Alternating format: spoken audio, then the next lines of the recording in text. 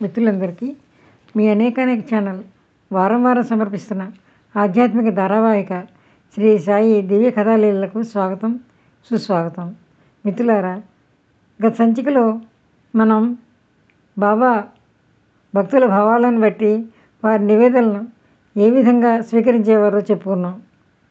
ఈ క్రమంలో తర్కడ్ భారీ పంపిన దూద్ పేడ వంకాయలు కథలు చెప్పుకున్నాం. ఆమెను బాబా అనుగ్రహించిన తీరు తెలుసుకున్నాం. బాబా శయన పద్ధతిని కూడా తెలుసుకున్నాం. మసీదులో బాబా తాత్య మాల్సావతితో కలిసి ఏ విధంగా నిద్రించేవారో ఆ విషయాలు చెప్పుకున్నాం. బాబా చెక్కబల్ల మీద నిద్రించడం, బాబా శయనలీల, బాబా యోగ నిద్ర మొదలైన విషయాలు ఎన్నో చెప్పుకున్నాం. ఇక ఈ సంచికలో మిత్రులారా, పూజించేవారు శరీర భ్రాంతితో ఉన్నప్పుడు గురువు కూడా శరీరధారులై ఉండటం అవసరం. శరీర భావానికి అతీతంగా ఉన్నవారు నిరాకారాన్ని ఆరాధించేవారు నిరాకారాన్ని ధ్యానించాలని శాస్త్రం చెబుతోంది. సగుణమూర్తిని ధ్యానించినంత వరకు భక్తిభావం అసలు కలగదు. ప్రేమపూర్వకమైన భక్తి కలగనంత వరకు మనసునే మొగ్గ వికసించదు. మొగ్గ వికసించకపోతే సువాసన ఉండదు. అంతేకాదు, అక్కడ మకరందం కూడా ఉండదు. అందువలన తేనెటీగల క్షణమైనా అక్కడ నిలవవు. సగుణమే సాకారం, నిర్గుణమే నిరాకారం. వీళ్ళలో పరస్పరం భేదభావం లేదు. సాకారం నిరాకారం రెండూ ఒకటే. నెయ్యి పేరుకుని ఉన్న కరిగి ఉన్న నెయ్యి అనే అంటాం. సగుణ నిర్గుణాలు ఒకటిగా మిళితమై విశ్వమంతటా వ్యాపించి ఉన్నాయి. కనులారా చూడటానికి, మనసారా భక్తితో పాదాల మీద శిరస్సు ఉంచడానికి వీలుగా సాకార రూపం ఉంటే అక్కడ ధ్యానానికి అవకాశం ఉంటుంది. ప్రేమ కలగడానికి కూడా అవకాశం ఉంటుంది. ప్రేమగా ముచ్చటించడానికి, గంధాక్షతలతో పూజించడానికి ఒక ఆకారం సాకారం అవసరం. నిర్గుణం కంటే సగుణాలతో ఉన్న వారిని అర్థం చేసుకోవడం చాలా సులభం. సగుణమూర్తిపై ప్రేమ దృఢమైతే నిర్గుణ ధ్యానం అదే కలుగుతుంది. భక్తులు నిర్గుణ నిరాకార పరమాత్మను తెలుసుకోవాలని బాబా ఎన్నో రకరకాల ఉపాయాలను పన్నేవారు. భక్తులను వారి అర్హతను అనుసరించి, అధికారాన్ని అనుసరించి చాలా కాలం తమ దర్శనం ఇవ్వకుండా వారిని దూరంగా ఎక్కడికో పంపేసేవారు. కొందరిని దేశాంతరం పంపేవారు. మరికొందరిని షిరిడీలోని ఏకాంత స్థలంలో ఉంచేవారు. మరొకరిని వాడాలోనే నిర్బంధించి గ్రంథపారాయణకు నియమించేవారు. ఇలా అనేక సంవత్సరాలు అభ్యాసం చేస్తే నిర్గుణ యొక్క ధ్యానం పెరుగుతుంది. కూర్చున్నా, పడుకున్నా, భోజనం చేస్తున్నా మనసు బాబా సన్నిధిలో లగ్నమై ఉంటుంది. శరీరం నాశవంతమైనది, ఎప్పుడో ఒకప్పుడు అంతం కావాల్సిందే. అందువలన భక్తులు శరీరం కోసం దుఃఖించకుండా అనాద్యనంతుని తెలుసుకోవాలి.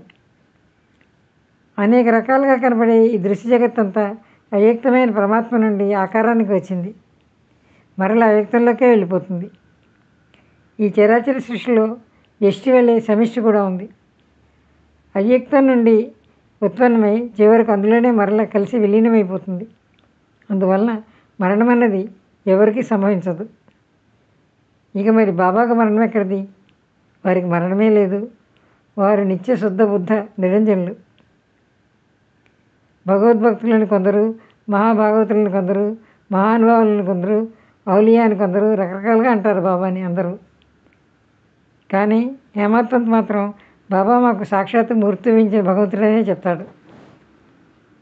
గంగ సాగర సంగమానికి వెళుతూ దారిలో తప్పించే వారిని చల్లబరుస్తుంది. తీరంలోని చెట్లకు నీరు అందిస్తుంది. అందరి దాహాన్ని తీరుస్తుంది.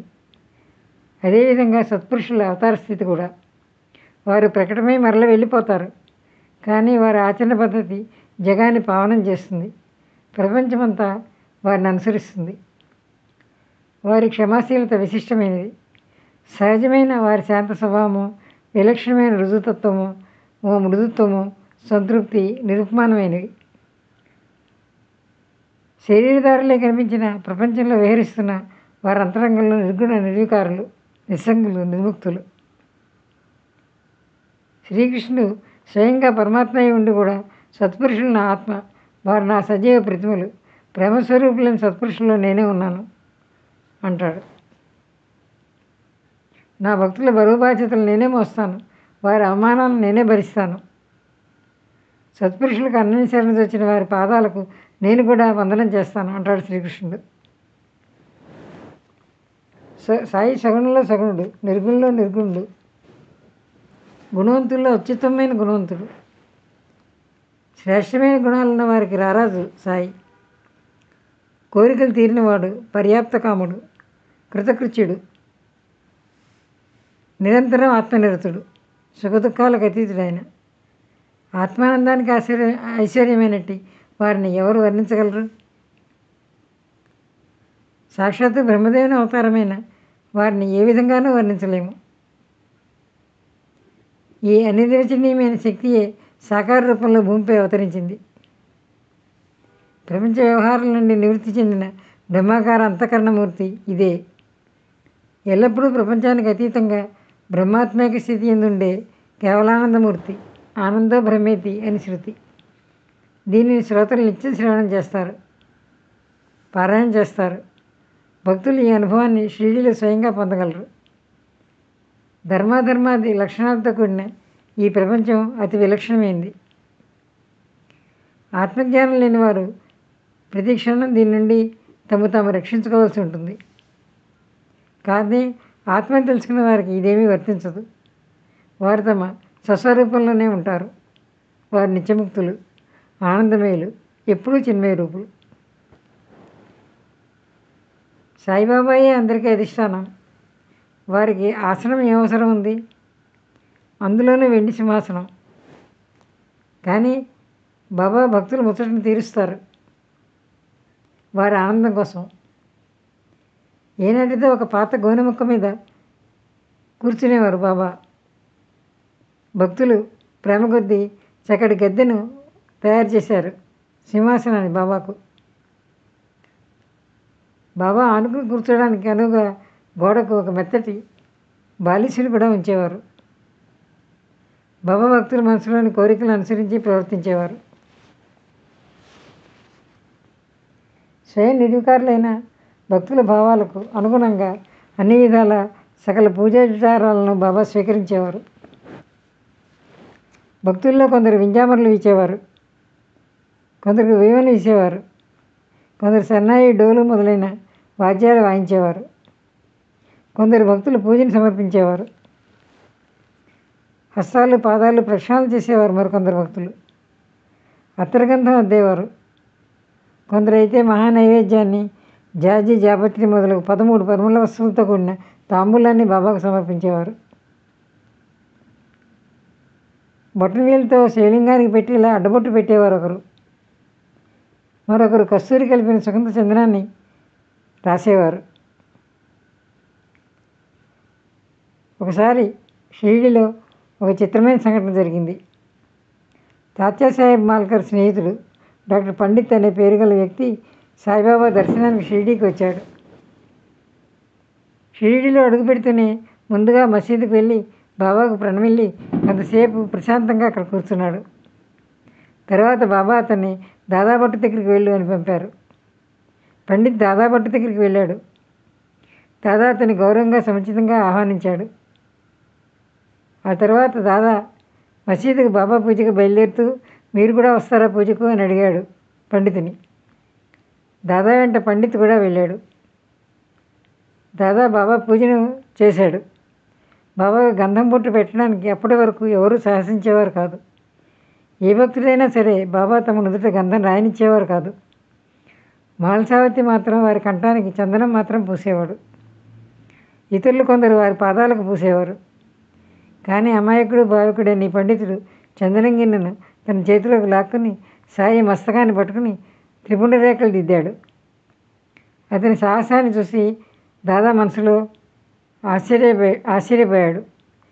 పండిత్ సాహసానికి బాబా కోపోద్రిక్తులవుతారని కలవరపడ్డాడు. కానీ అలా జరగకూడదండి. జరిగినా కానీ బాబా ఒక ముక్కైనా అనలేదు సరికదా, చాలా ప్రసన్నంగా కనిపించారు. పండితుని బాబా అసలు కోపగించుకోలేదు. దాదా మనసులో దిగులు పడ్డాడు. అయినా ఆ వేళను గడవనిచ్చాడు. అదే రోజు సాయంకాలం బాబాని ఇలా అడిగేశాడు.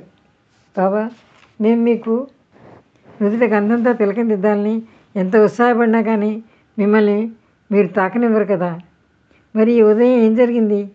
మా తిలకం మీకు నచ్చదు కానీ ఆ పండిత్ త్రిపుండ రేఖలు మీకు ఇష్టమయ్యాయా? చక్కగా పెట్టించుకున్నారు. ఏమిటి వింత? ఇదేం సమంజసంగా లేదు అని అనేశాడు. అప్పుడు బాబా మందహాసోదనంతో ప్రేమగా దాదాతో అన్నారు. దాదా, అతని గురువు బ్రాహ్మడు. అతను నన్ను తన గురువు వలె భావించి పూజ చేశాడు. తన అభిజాత్యాన్ని కులగౌరవాన్ని అతను మర్చిపోయాడు. అలా నన్ను తను వశం చేసుకున్నాడు. అక్కడ నా ఉపాయం ఏం సాక్క నేను అతన్ని వద్దని వారించలేకపోయాను. ఆ విధంగా నన్ను అతను స్వాధీనం చేసుకున్నాడు అన్నారు.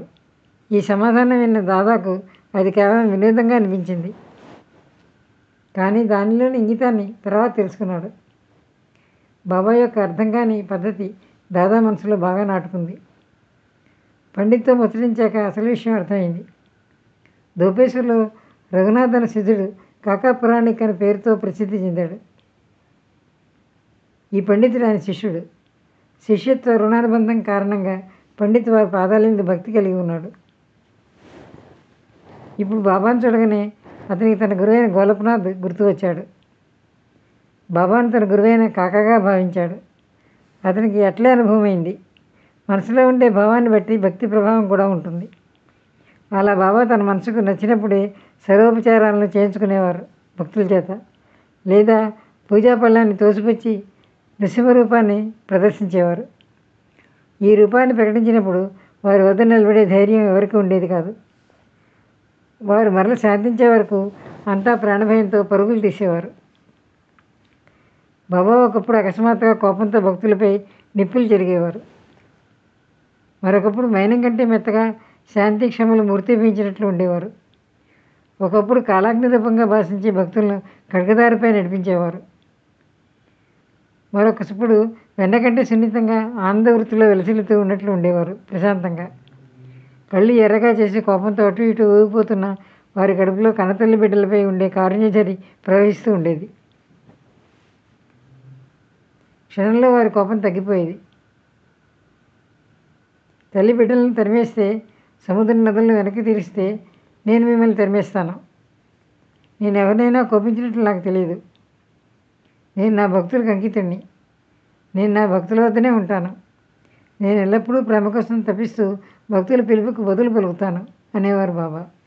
మిత్రులారా, ఇది బాబా భక్తులేడ కలిగి ఉన్న భావం. ఇక ఈనాటి సాయి దివ్య కథాలీల కార్యక్రమం ఇంతతో ముగిస్తున్నాను. మిత్రులారా, మీరు ఇంతవరకు అనేక ఛానల్ సబ్స్క్రైబ్ చేసుకోకపోతే వెంటనే సబ్స్క్రైబ్ చేసుకోండి. ఛానల్ని ప్రోత్సహించండి. ఓం శ్రీ సాయినాథాయ నమః.